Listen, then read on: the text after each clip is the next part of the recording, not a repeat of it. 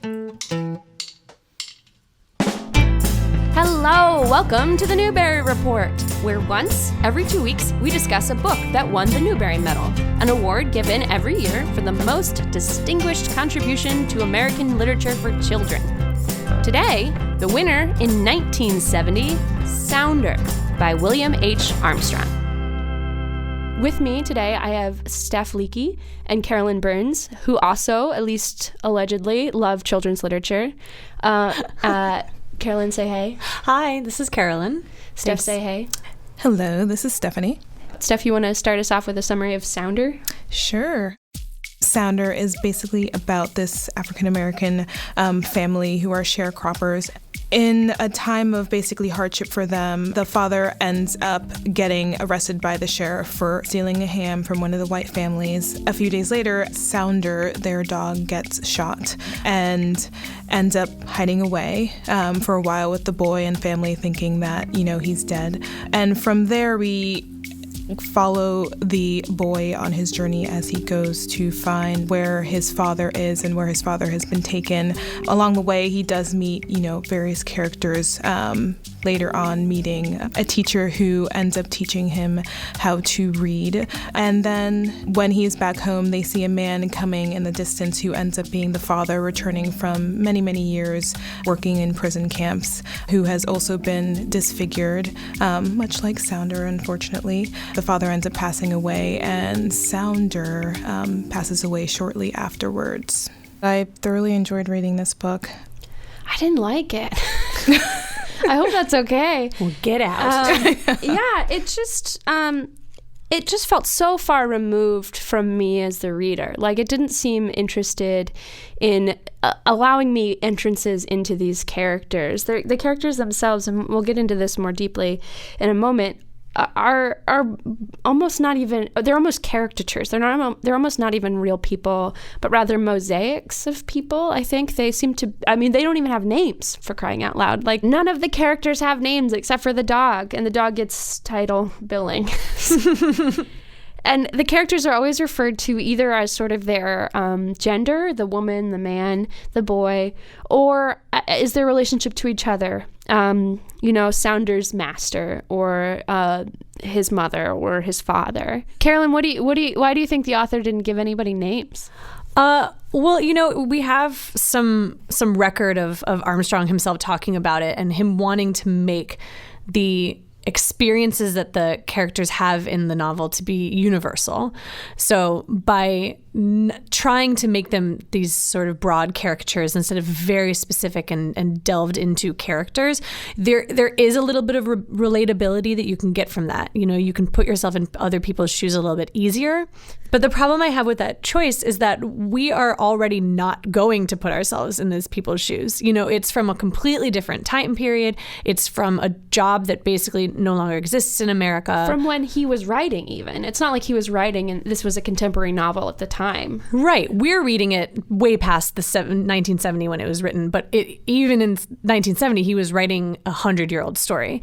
So it's already something where I'm going to have trouble relating to these characters, and maybe it was a last-ditch effort. Like, hey, maybe if I make them these sort of nebulous he, she, we characters that people can relate to it a little bit more, but it just falls flat for me personally.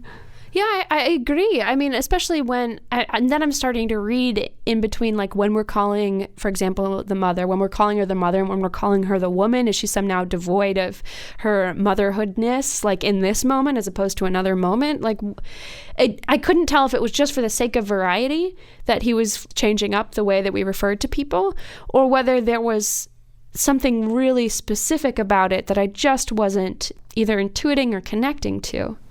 Steph, how about you? It didn't bother me as much, but I can see where you both are coming from in the sense that there were some distinguishing characteristics given to at least some of the characters at various points that make you wish, okay, I wish I could relate this to the name of someone. You don't have to argue our side, argue your side. What? Oh, no, I am. But no, there are certain, little elements thrown throughout the book for the mother and the father and characteristics that are provided where just that giving them a name would have just elevated that a little bit more. But unfortunately, we don't get that. Why do you think only Sounder got a name? You know? I have no idea. I mean, it's clearly important. It's on the cover of the book. Yeah. And he's not here. He's not here for most of it. He's a surprisingly very small character in this book. And we'll probably talk about this later, but Sounder just basically is the character of the father in parallel within the book itself. Like, Sounder exists just to have the exact same experiences that the father has. It's very strange, and I don't understand why he gets top billing, as you called it. I don't know. I really don't know. Yeah, and not only that, but the name Sounder comes from the sound that his bark makes, which everybody knows, which he loses almost immediately, which he loses in chapter 2 when he gets shot. He doesn't make a sound for the rest of the book until the father comes back, which is, really near the end. So even the action that's given him his name is lost. To be fair, I started thinking that maybe this sort of lack of identifying the characters that the boy meets might be like the author's reflection of like a child's point of view, sort of meaning that we meet the teacher, the man in the store, the girl on the street, all of these unnamed characters that may not be named because we can't empathize with them, because you can't empathize with a different way of life if you haven't experienced that yet, and if you don't have sort of internalized that point of view. And it's a very childish way of looking at the world. Not childish, childlike. It's a very childlike, in a positive way. It's a very childlike way of looking at the world, to not be, I mean, you think of tiny children and they look up and they're like, oh, that's the teacher, and they can't see her as they look at their teacher and they can't see him or her as a real person in real life going to the store. You don't think of your mom as someone who is doing adult things. You think of her only as your mother. With animals especially, I find we sort of make fun of the dead dog books, which of course we're starting with one of the dead dog books, but these animals serves as proxies for the relationships that these children and that people have later on in their lives. And it's a little bit easier to learn about death and about loss through a dog than through someone ultimately much closer to you. And a friend of mine actually said that he found a bunch of, I think it was gerbils or hamsters, there's probably a difference, in his, the apartment lobby. And so he bought a book that was like how to raise hamsters or gerbils, whichever they were. And one of the first paragraphs describes them as animals that die very quickly, between 2 and 3 months, and that makes them an excellent conversation starter for talking about death with your children, which I'm sure is not why the gerbils or hamsters thought they were here on this planet. But dogs or animals being this placeholder or proxy for loss or death of a loved one, that it's possibly I sort of project this onto children's books as being slightly more didactic than other books might be. And in that way, we learn about death and loss and grieving through the loss of something like a dog that we can feel close and connected to without it being something that we rely on, like our parents. So do you think that that's why Armstrong has the boy so focused on Sounder and not the loss of his father, even though the loss of both is a question mark? We don't know if either of them are coming back because they're not capital D dead when they first disappear. But do you think it's easier for the boy to think about Sounder than it is about the father? Yeah, I think the boy is not. I think in this case, the boy is not dealing with his father going missing. I think it's easier, and they happen at the same time. The day his father is taken away is the day the dog gets shot and runs off into the woods and doesn't return for weeks. And it makes sense that for something as emotionally stunting as having your father carted off to jail and have no idea when or if he'll return, that oh, and also my dog went missing. Like I'm going to use my brain power to think about that instead. And it sort of is setting him up and giving him, I read it almost as like, this is my trial run for dealing with my father's death and my father's disappearance. Like I'll figure out my emotions with the dog first, and then maybe later I'll actually process my father. Yeah, it feels like also something maybe he can solve. Like he goes about looking for Sounder. He finds the ear and puts it under his pillow and hopes that, I don't know, it grows a Sounder overnight or something. Spoiler alert. He takes the dog's ear and puts it under his pillow. For those of you that haven't read the book. And then my favorite part is the next, which the bed he shares with his siblings. So like somehow they don't notice it. And then he wakes up in the morning, he takes the ear out, puts it in his pocket, and he smells the pillows. I guess to make sure they don't smell of ear or dog. I don't know, but they don't. Anyway, I think it's something he thinks he can solve, right? Like he can go underneath the house and look for Sounder. He can go places where Sounder might be. There's no way he can go to the jail and get his father back, even if he doesn't have an understanding of the hierarchy of the world. Like overtly, he certainly has an intuitive sense of the way that the things work. And also, like, I do the same thing. Like, if work is complicated and it's all of these obligations I have to other people, but if my boyfriend does something that makes me mad, like, that's where I'm going to focus, because that's the thing that I can solve in the moment. I can't figure out how to get my boss to listen to me about this, or how to move forward, through other channels in my job. Outside of the boy and his dog, it just works as a literary device. You see the dog and the father, and then the dog gets shot, and the boy goes through the process of trying to find the dog, and we sort of see that play out, and then later goes through the process of seeing the dad, and you sort of see these internal parallels within the book that I think have to be intentional.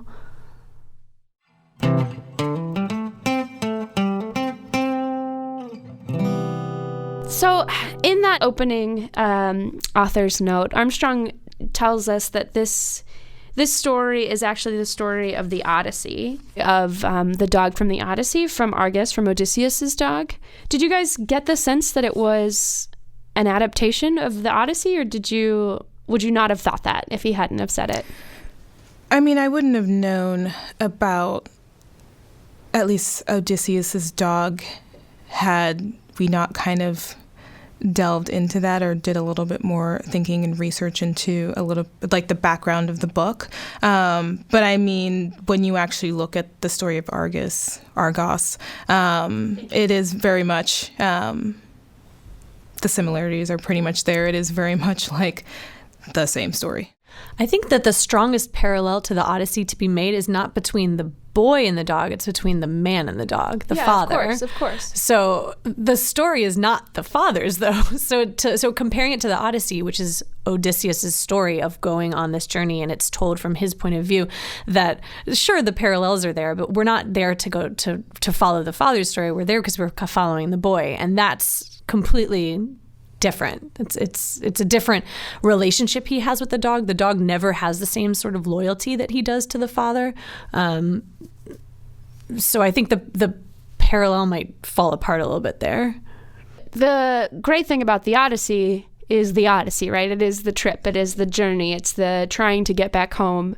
And all this story is the people that are left at home. And we don't even get the dog for most of it. Yeah, that's the true. dog is on his own journey for part of this, either in order to try and live or whatever the dog's instincts lead him to do once his ear is shot off. But that's the fun part, the exciting part of the Odyssey. And so most of the book is waiting. And even when we finally get to the parts where the boy goes out to look for his father, we only get these tiny snippets of like, this is what it was like. But time passed. And then he had this terrible interaction, and then time passed. And so it's like, it feels like the meat of the book isn't in the book. Or what's the most exciting thing about the book isn't there. If this book had like a Hollywood moment, it was at the very end when they're sitting on their front porch, the boy and his mother, and they see this shadowy figure hobbling up the walk, and they don't know who it is, and they're not sure, and he's walking with this limp, and that incites Sounder's howl and this bark that just reverberates around the countryside. And it's the first time they've heard it since his accident, and they had been assuming that he had lost his ability to make that sound.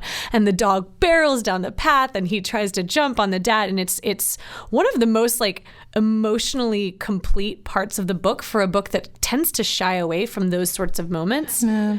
But then it's kind of belittled by then the boy or the mom, or they have this response of just like, oh wow, he's back, well that's cool, and then go about their lives, you know. The boy's reaction is just, "Pa's home," he said, and he grabbed his sister, who started to run toward the cabin. "Wait, he's mighty crippled up, so behave like nothing has happened." "Can he walk?" the youngest child asked. "Yes, and don't you ask no questions." And that's like it. Like, don't ask him how he is.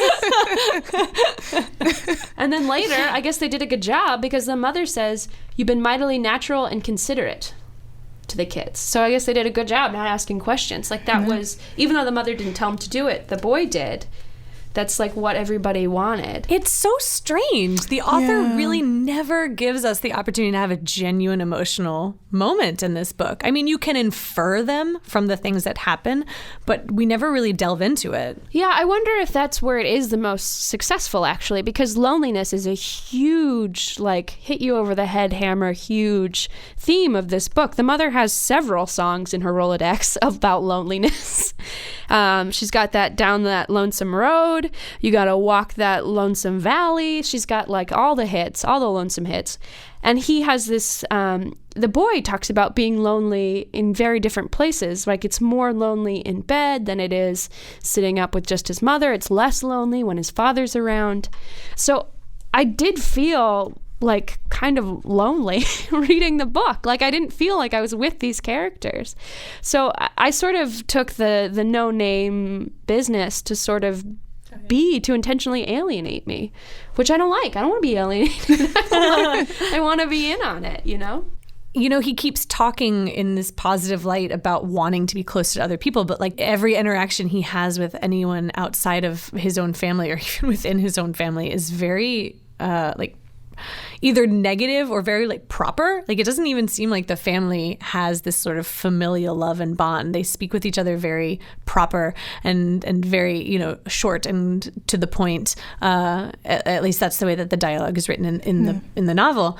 And I kept thinking that maybe because he repeats multiple times that he is lonely and he just wants this loneliness to end. And I'm wondering if that's sort of like that, aw shucks, like thing that we all dream about, you know, that it almost is better off being a dream. It's like changing careers or leaving your spouse or, you know, these things that we're like, oh, I should do that. I would be so happy if I did that. But you know, like deep down in your soul that you would not necessarily, that things might not work out or that they might not make you as happy as you want. So it's almost easier, instead of trying and putting yourself out there and then having it fail, it's easier just to sit back and be like, gosh, I wish I didn't have to be so lonely, instead of actually doing something about it. Because then you would have to deal with the repercussions of going out there, making these interactions, and it not solving that sort of internal struggle that he has. Yeah, and I think we need to point out, I mean, I'm complaining about things, but obviously the point is that he's stuck in this world and he doesn't have an option he doesn't have other people to interact with, which is one of the reasons he wants to read. But when they don't have other people to reach out to, it takes a day to get to any of the houses that are nearby. The town is populated by presumably only white people, because the black people live in these sharecropping communities, so there's nothing to be found in town. So it's a problem with no solution, almost. We're going to pause here for just a second for some announcements. We'll be right back. Hello, listeners! Are you a business owner? Your next customer might be listening right now, just like you are. You can let them know who you are by sponsoring this show. Just email us at hello@citizenracecar.com. That's HELLO@citizenracecar.com. Racecar Radio is proud to support the work of IO Worldwide, a tenacious and dedicated organization working to address the root causes of poverty in West Africa. Because they believe that who a person is and where they come from should not solely determine what they are able to achieve. To learn about their work and how you can support it, please visit ayaworldwide.org. And now, back to our conversation about Sounder. We sort of have to talk about the fact that it's about a black family and it's written by a white man. We're certainly not in the business of telling people what they can and can't write, but I think it's worth addressing. And I wonder, actually, if that distance, if that sort of inherent alienation that's present, or that at least I felt as I was reading it, stems from the fact that Armstrong didn't want to assume too much about the experience that this family would have been having. Oddly enough, it didn't bother me that much, and I'm someone who's really particular when it comes to certain stories being told and who is actually delivering those stories. And I think the way this book at least was approached, he touched on what the experience was like for this family, but did it in a way without trying to fully embody what that experience was. It wasn't overly descriptive in the sense of going into the mother's mindset and going into the mindset of the father and things like that. It did in a way in which we could still get the sense of what was going on around them living in this time period and come to our own conclusions in some way without really trying to recreate that experience through the book. So in that way, I think it's I guess he kind of gets a pass from me. In some way, because that's where I guess I would draw the line, because when you aren't someone who has gone through that experience, it's really hard to try to write to that voice. Well, it's like you said, Carrie, anyone can write a book about anything. And it's America. But it's more about how we as the audience interpret it. And I think that having it be a story that's told from the point of view of a black child and his family, that we as the audience know, it's not taking away from the story itself. It's taking away from how we're sort of connecting to the characters and to the book and the quote black experience, because there is sort of that undercurrent tone of it's a book about the black experience, but is it? Did you find any parallels between the way that race is talked about in the media or in your own lives today and the way that it's discussed in this book? I guess in some ways it kind of, at least in the description of the white characters in the book, it did kind of flip the script a little bit. Usually when we see how the media depicts, minorities, they'll always use some type of derogatory terminology or, automatically this person has done something wrong without really thinking about it. But in this sense, a lot of the white characters, it's kind of a role reversal in a way. They're automatically depicted as, yes, they are terrible people. Let's not say they're a piece of cake. But the description of them at least is one that is the opposite of what we're generally used to seeing. And I'm kind of intrigued or interested in the fact that they did that in a children's books. And that they're nasty people?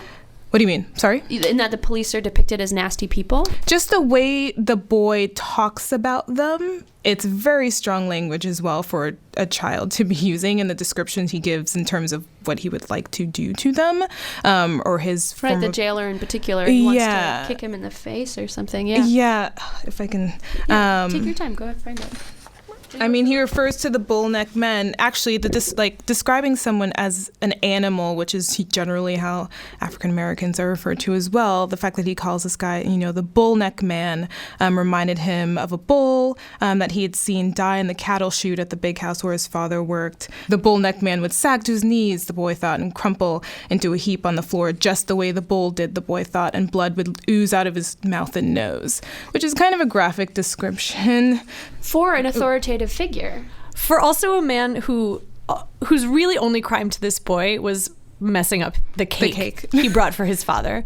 I think that has to be mentioned, that entire sort of diatribe about severe aggression and physical harm is for a man that, yes, is jailing his father, and it is understandable, but he crumbles the cake that the boy brings as a present to his father, and that's the emotional response he has. It is very aggressive. It also makes you wonder, because we kind of touched on it before, but like how much interaction has he had with anybody? Yeah, anybody on white top people. of like, other white people. And, how did he come to this graphic conclusion? And I mean, I think it's also when you live a life in which you don't think there's anything else out there for you, you're going about your day-to-day not really expecting much of the world, which is a really depressing thing to think about. Find out on page 2 of all places that the white man who owned the vast, endless field had scattered the cabins of his Negro sharecroppers far apart, like fly specks on a whitewashed ceiling. So not only are they geographically far away from anybody else, they've been forced into that place where they have to be far away from anyone else. So I guess they don't really have the opportunity to go visit other people. For every time he talks about interacting with people, like when he goes to school or when he speculates about his mother's trip into town when she goes to return the ham pig product thing, whatever it is, pork sausages. Does ham turn into pork sausages if you cook it a certain way? Is that what happens? He stole a pig. I'm very meat illiterate, but every time he talks about other people that aren't his family, it's a negative interaction. The kids make fun of him for being late. The kids make fun of him for having patches. He speculates that his mother is going to run into like people being really nasty to her because of what his father did. When he goes to the jail, not unexpectedly, he has a terrible interaction. So it's like a self-perpetuating loneliness. Like, it's so sad because it's like he wants to be part of this world that every time he goes out into is terrible. So one thing, talking about how sort of didactic these books end up being, but in a really enjoyable way, don't take that as a bad word, they often have a metaphor for life, what we're calling the illusion of life. And so for every book, we're going to find our illusion of life. And Steph, why don't you start us off with yours for Sounder? Sure. So I actually chose one of the songs that the mother sings, which kind of encapsulates the idea of the journey and also in a way the boy kind of having to grow up or find his way on his own eventually. So it was a song where she goes, "You gotta walk that lonesome valley. You gotta walk it by yourself. Ain't nobody else gonna walk it for you." And I thought that kind of perfectly encapsulated that journey. Oh my gosh, that's so true. Listeners, no one's looking out for you but you. Just take that as a word of personal advice from myself and Steph and William H. Armstrong. Yes. For me, it was this quote at the end, and it's after the boy has met the white-haired teacher and learned to read and learned that the dog days of summer is a reference to the star that's visible at that time of year, and his father has returned, the dog has returned, the father has just returned, and the boy has this thought. Everything don't change much, the boy thought. There's eatin and sleepin and talkin and settin that goes on. One day might be different from another, but there ain't much difference when they're put together. Which is ultimately depressingly existential, but true, but right. And sort of the way that he's gotten through his life is putting one foot in front of the other and taking each day in stride and not questioning it. And I sort of appreciate that because I think we often get caught up in the, why am I here? Am I achieving my purpose? And, Sounder doesn't worry about that. Bunnies don't worry about that. Like, why do we have to worry about it? And do we have to? I think what this book taught me is that all the days together, there's not much difference. Whew, now that we've had that moment, let's move on to our ratings of the book. What do we give it overall? Who wants to start? Steph? Carolyn? 3.5 stolen hams. That's good. That's good. I liked this book. I think that it had its flaws, but overall, it was a joy to read, and it brought up some interesting questions. So I give it 4 hearty sounder barks.